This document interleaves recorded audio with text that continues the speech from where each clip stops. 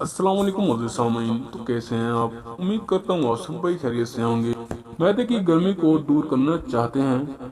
दही, ठंडा दूध, उबले हुए चावल, पुदीना, ज्यादा पानी वाली ग़िज़ाएं, ज्यादा पानी, नारियल का पानी।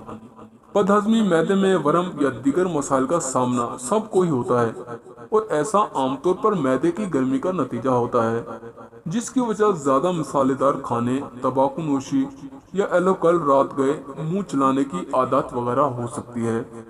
मैदे की गर्मी या इजाफी दर्जा हरारत ज्यादा तेज निज़ाम हाजमा का नतीजा होता है, तो इसे कंट्रोल किया जाता जरूरी है, वरना सेहत के लिए पेचीदा मसाइल पैदा हो सकते हैं।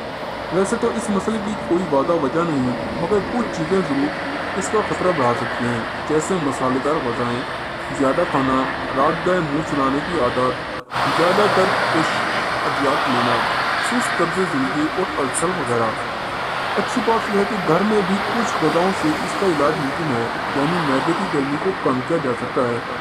ताहम अगर मसला बरकरार रहे तो डॉक्टर से रुजू किया जाना चाहिए। यहाँ आप इन ग़िज़ाओं के बारे में जान सकेंगे जो मैदे की गर्मी में कमी लाने में मदद दे सकते हैं। दही। दही मैदे में सेहत के लिए फायदेमंद बैक्टीरिया की मिकदार बढ़ाने में मदद देने वाली गदा है। ठंडा दूध।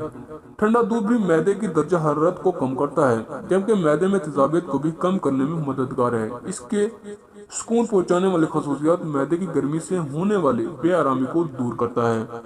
उबले हुए चावल। मैदे में गर्मी की वैसे तो अक्सर अलामत सामने नहीं आती, माँ सिवाय बेआरामी के। ऐसा होने पर उबले हुए सफ़ेद चावल भी मैदे को ठंडक पहुंचा सकते हैं और पानी की मिकदार बढ़ाते हैं। दही के साथ सादे चावल खाना इस असर को ज्यादा तेज कर देता है। पुदीना। पुदीना मैदे की गर्मी दूर करने में मदद दे सकता है, जिसकी वजह इसकी ठंडी तासीर है। एक कप पुदीना का पानी या चाय मैदे में इजाफी तेजाबियत की सतह भी कमी लाने के लिए काफी है। ज्यादा पानी वाली ग़िज़ाएं, सेब, आड़ू, तरबूज और खीरा वगैरह खाएं, जबकि खट्टी ग़िज़ाओं से दूर रहें, जो कि तेजाबियत को बढ़ाकर मैदे की गर्मी में इजाफा कर सकती हैं। अगर आपको हमारी वीडियो पसंद आई हो तो वीडियो को लाइक करें और चैनल को सब्सक्राइब करें। तो मिलते हैं अगली वीडियो में, तब तक के लिए अल्लाह हाफिज।